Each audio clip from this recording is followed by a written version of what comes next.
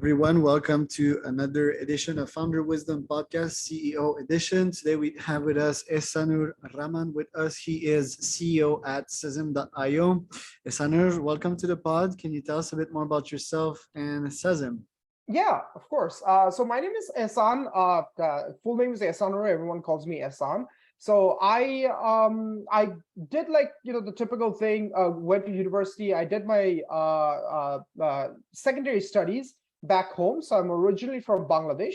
I came to Canada in 2011. Did my higher studies in University of Waterloo, doing computer science and a bunch of options there. And then after I graduated, I did my internships in like a wide array of different roles in the software industry. It was just for me to get an idea of like what each role had in terms of responsibilities, and it gave me a good insight what I wanted to focus on after I graduated. There were pros and cons to that approach. The pro was that I got a really good idea about the entire spectrum. The con is that I didn't get a lot of experience in any of them. So it was much harder for me to get a job after I graduate because I didn't have that much experience in any specific field. So, but fortunately, I was able to get a job. And after that, like I was in the industry for shy of 4 to 5 years. And then after I did my full time, I was at a crossroad of like, okay, what do I want to do? Starting my own venture seemed like a challenge because I always used to get motivated by challenges. This was something that definitely I underestimated the challenge, but I get motivated by it every day. It seems like something new that I need to tackle. And that just led me to where I am today. And tell us a bit more about Sazim, what you guys do exactly. Right. So Sazim.io started with a simple initiative to help people, or in my personal network, the engineering initiatives that they have to accelerate that. So that's a very fancy way of saying that we just help with the engineering roadmap. So, and to a certain extent, it's contracting.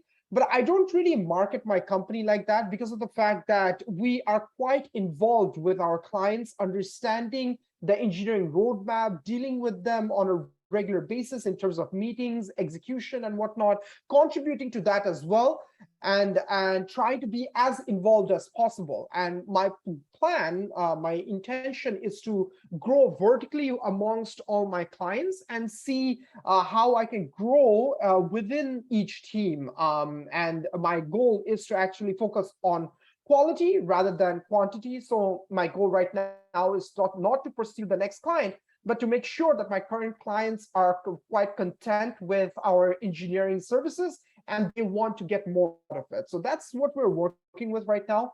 We have achieved quite a bit of success and growth over the last year. Sazim is not even 1 year old. It's going to be 1 year in November 1st, but till then, the team grew quite a bit amongst the clients that we have. They're quite content with what we're doing, and it's all about just managing all the engineers from here.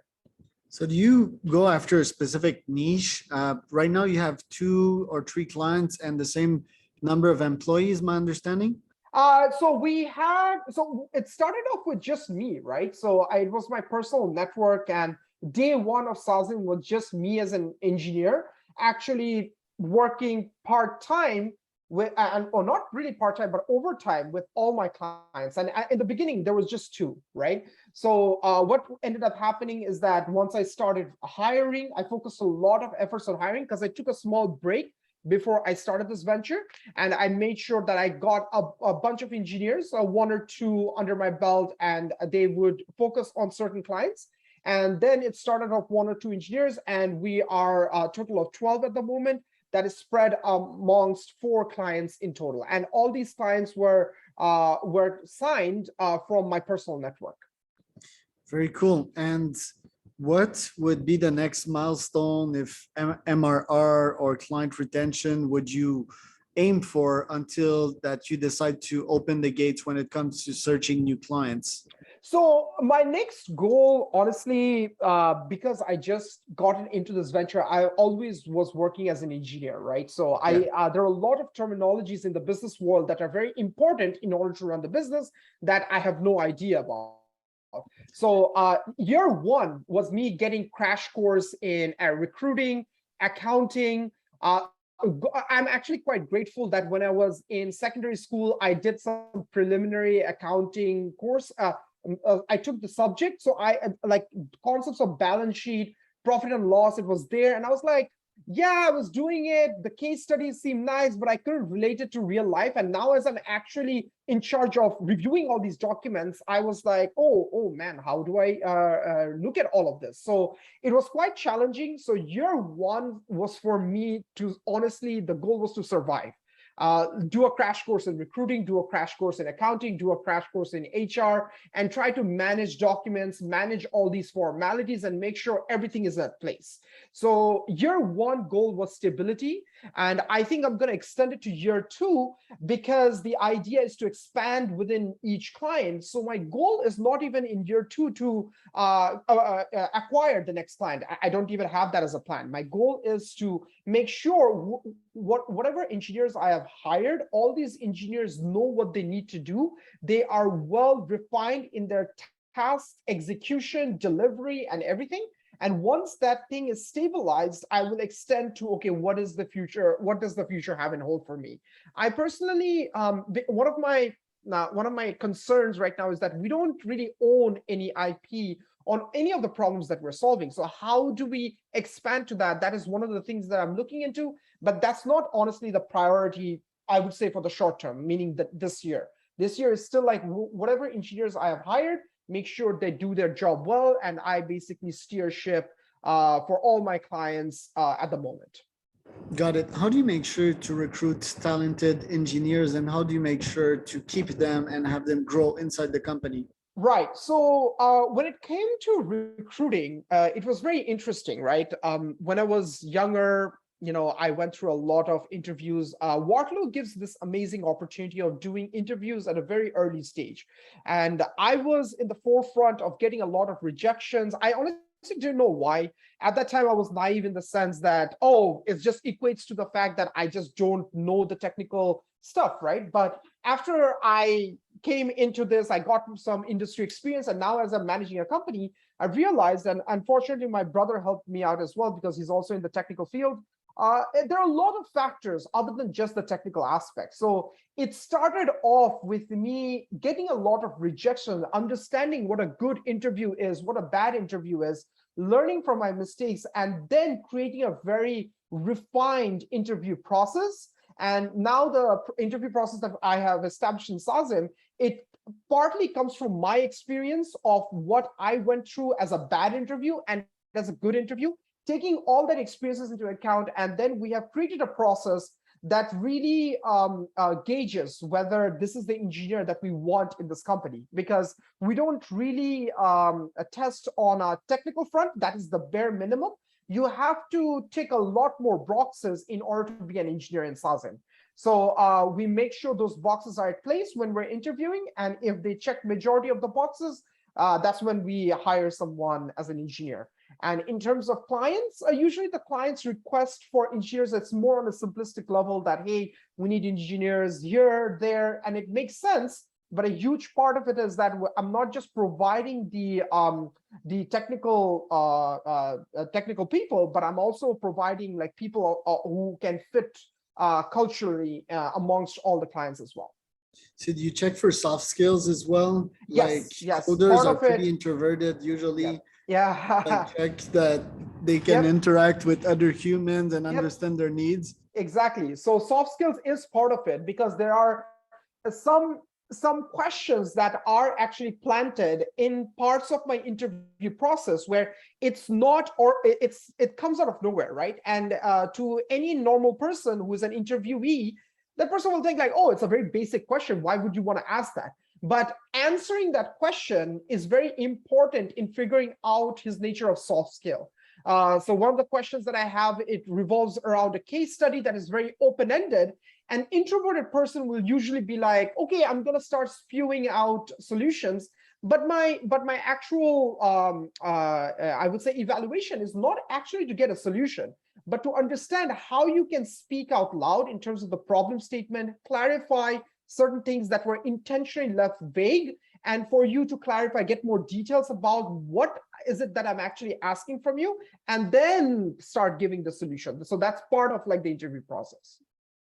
Interesting. Your clients, I mean, I love your strategy to focus on clients' satisfaction and delivering the product. How do you make sure to constantly deliver the product and in first place to select the clients that you know have the budget and will grow with you? Because these are hard to find. Right. So when it came to my client acquisition, honestly, it came from my personal network. From my own reputation of me as a person, as an engineer, and also like someone to interact with. So everyone really enjoyed my personality, the energy that I usually bring into all conversations. They really liked it. And when initially with some of my clients, it was like, hey, just try me out. I am bored. I'm going to try some of your engineering initiatives and see how you like me as an engineer. And from these initiatives, it was me actually working overtime outside my work during weekends and whatnot. And they liked me to the point that they were slowly extending more responsibilities. And from there, established a very solid relationship. And from there, basically, Sazim came in fruition. And how do you upsell on them? Is it just like the client that comes to you, hey, you guys are doing a good job. I have these other contracts. I need more hands here.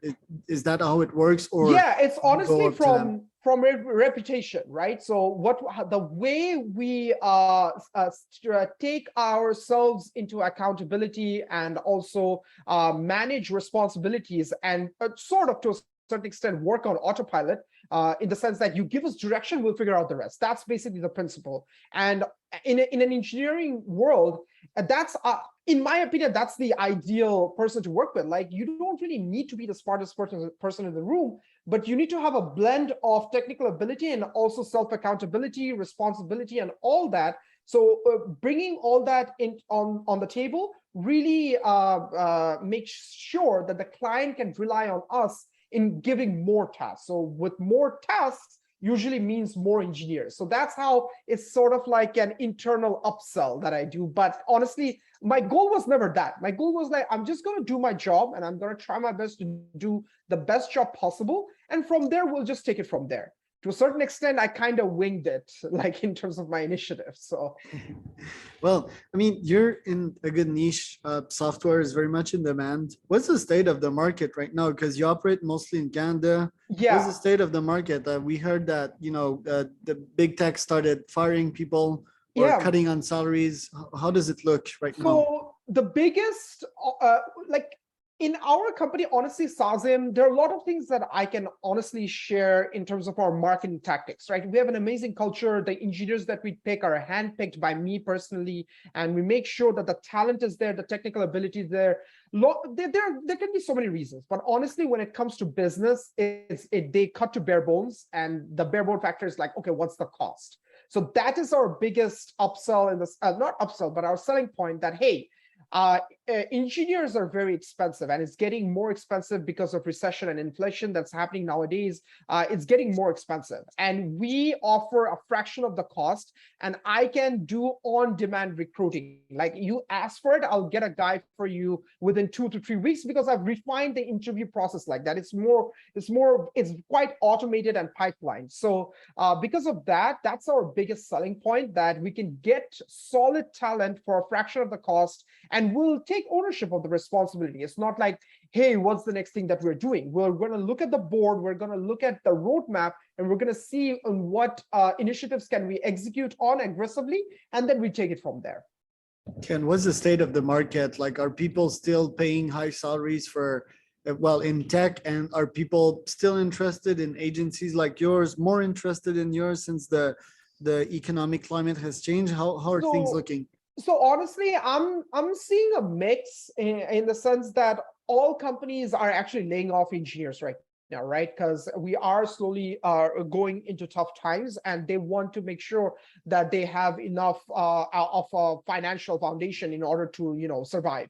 So yes, in one sense, it is a bit shaky right now, but on the other sense as well, because of COVID and everything, remote work and all these engineers, the opportunity just exponentially increased, right? So the competition from my end is quite fierce. So that is why my goal is not to get the next client. My goal is to like grow within the client, within our current clients, because it's very tough for me to compete in this market because there's so much talent in the world, right? There's also the unfortunate thing that is happening in Ukraine as well. All the Ukrainian engineers, they're also looking for jobs, right? And these are, I personally worked with some Ukraine contractors, and they are very good in their field. So, and they're all looking for jobs. So the competition is quite fierce. It's very difficult, which is why our biggest selling point, which is the price factor, is what makes us quite attractive in the market right now.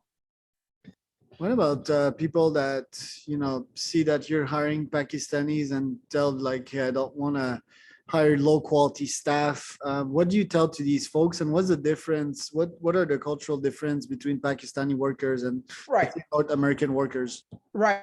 So the difference here, I would say that it's honestly me, right? Because I am the gatekeeper here who hires engineers from back home, which is Bangladesh.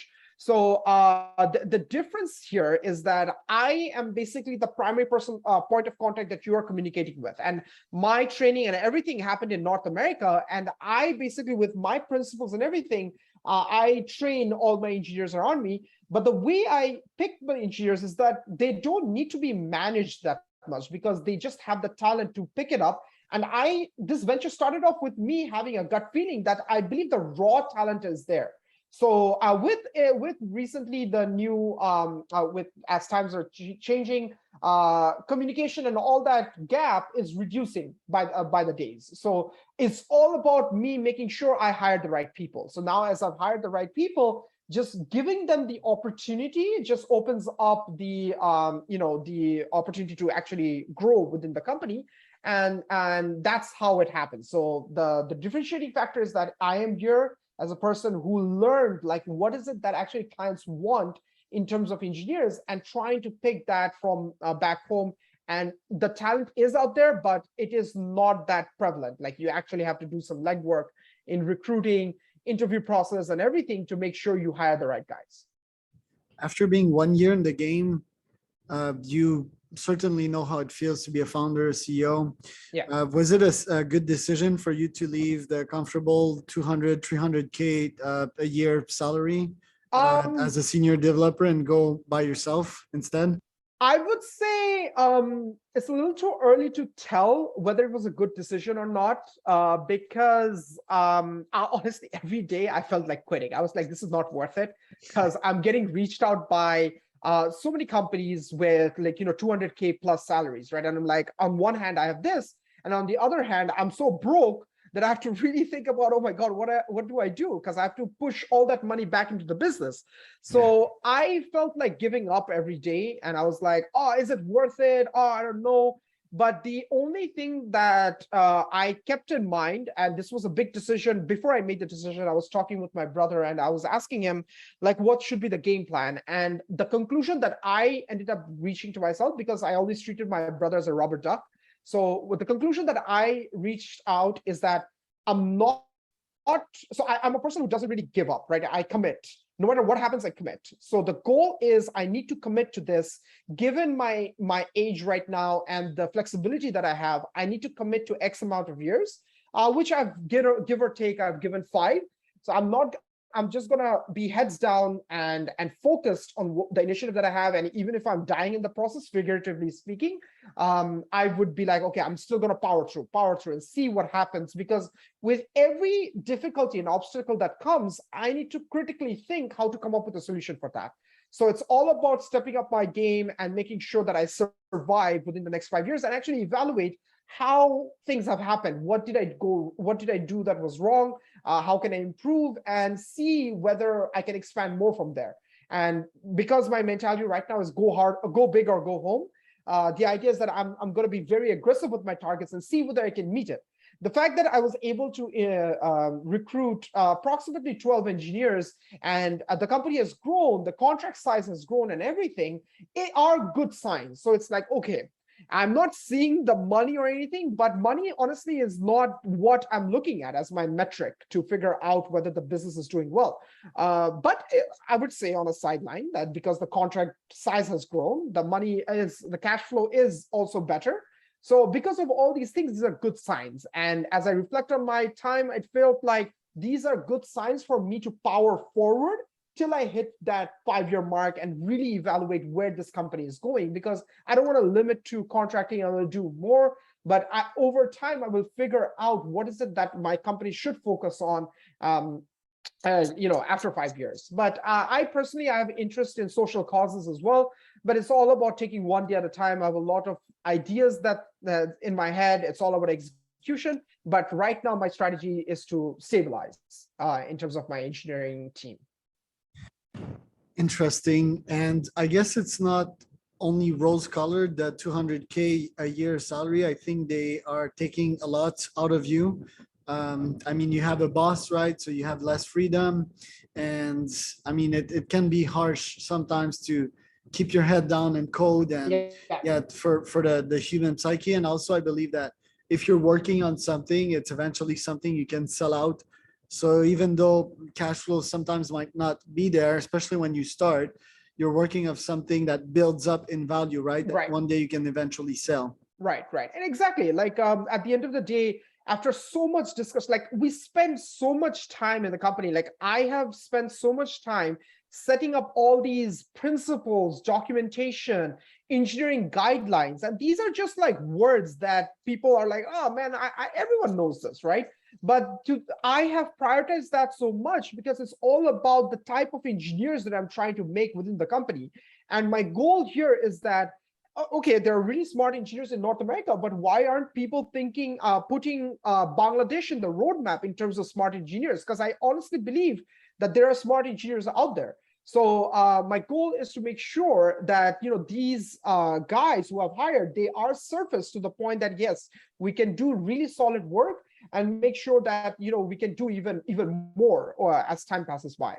So it's not just about the money; it's about like the type of culture and the environment that you're creating, especially back home, right? Back home, the engineering company, the tech companies and everything, they have a different culture. It's all about code grind and you're treated as an engineer. And I honestly don't like that culture. So it's all about breaking that stigma and creating a company where people would like to come every day, enjoy the work, being with the people around them, creating that type of collaborative culture and whatnot. So that's part of the goal that I have in terms of setting up this company. Very good. Well, thank you, Ehsan, for coming today. Where can people find out more about you and Sazim? Yes, so I am definitely LinkedIn is out there. The website is also out there. Our website is being revamped because the day one website is like, it was very shady and it was like, I just need to make it in one day, but we are revamping it. So you'll see much more detail in what we're doing in the revamped website. And so I would suggest that people go to Sazim.io, or you can reach out to me in LinkedIn, which is Ehsanur Rahman. And yeah, those are the two closest points of contact. And I'm also active in, not that active, well, that's on a personal level. I'm also active in Reddit as well, but that's it. I try to stay away from social media, but recently I have been told that I need to increase my activity in LinkedIn because of marketing reasons. So it's in my roadmap, but I need to think about how I need to do it systematically because I'm not the biggest fan of social media, even though a lot of it's all about like how you use the tool. I get it, but still try to steer away from it as much as possible. Yeah, well, LinkedIn is a bit different. It's not like Facebook. So most of the content is good, especially if you follow the right people. Yes, exactly. Also, like paralysis by analysis is a thing. So maybe just start posting stuff, that's smart, that's on your mind, review it a little bit, and then increase the quality of your content 1% better on a daily basis. So that's the journey I've been since quite a while. My content has got better. I'm still like not viral or like hyper connected to any means, but I'm getting there 1% further per day. Yeah, so one day at a time. That's it. San, thank you so much for coming.